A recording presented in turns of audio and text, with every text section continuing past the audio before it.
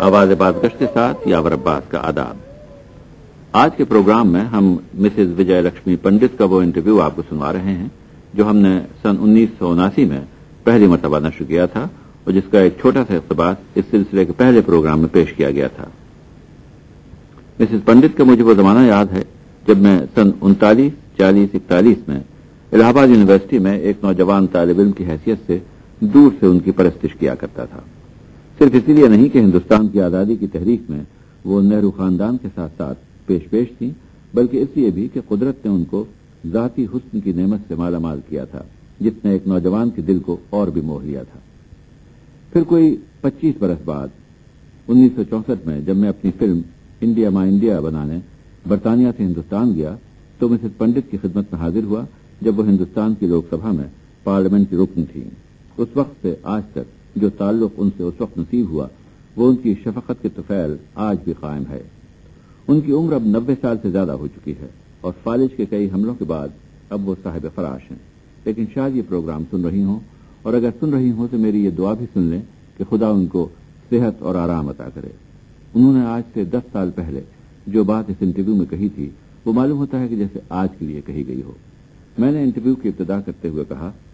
پنڈت جواہر لال نہرو کی ہمشیرہ مسز پنڈت کسی تعارف کی محتاج نہیں۔ مسز پنڈت کی زندگی نہرو خاندان کے دوسرے افراد کی طرح ایک اعتبار سے ہندوستان کی آزادی کی جدوجہد کی داستان ہے، اور آزادی کے بعد بھی مسز پنڈت بین الاقوامی منظر پر بڑی آب و تاب سے درخشاں نظر آتی ہیں۔ اقوام متحدہ کی پہلی خاتون صدر، روس اور امریکہ میں ہندوستان کی سابق سفیر، انگلستان میں ہندوستان کی سابق ہائی کمشنر، بمبئی کی سابق گورنر، غرض قومی اور بین الاقوامی دونوں شعبوں میں مسز پنڈت نے اپنی شخصیت کی چھاپ چھوڑی ہے، اور تقریباً 80 سال کی عمر میں آج بھی وہ جس قدر چاق و چوبند ہیں وہ بہت سے لوگوں کے لیے قابل رشک ہوگا۔ ابھی حال ہی میں ان کی خود نوشت سوانح عمری دی اسکوپ آف ہیپینس کے عنوان سے برطانیہ کے مشہور ناشر ویڈن فیلڈ اینڈ نکلسن نے شائع کی ہے، اور اسی سلسلے میں وہ لندن آئی ہوئی تھی۔ میں نے اس موقع پر ان سے ایک تفصیلی انٹرویو کیا۔ گفتگو کا آغاز میں نے یوں کیا، وجے لکشمی جی، آپ تو نہایت شستہ اور سلیس اردو بولتی ہیں، اور آپ کے گھر میں بھی میں جانتا ہوں آپ کے خاندان میں ایک بڑا حسین امتزاج کالیداس اور فردوسی کا جسے کہا جائے۔ آپ ذرا اپنے گھر کے بارے میں، اپنے ماحول کے بارے میں، یعنی ان دنوں کے ہندوستان کے بارے میں جس میں کہ آپ نے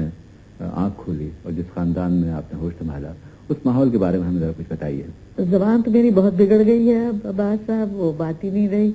جس گھر میں پیدا ہوئی تھی وہاں تو ہم اردو ہی بولتے تھے، مگر اب کیا ہو گیا، اب تو ایک ایسی لہر پھیلی ہے ہندی کی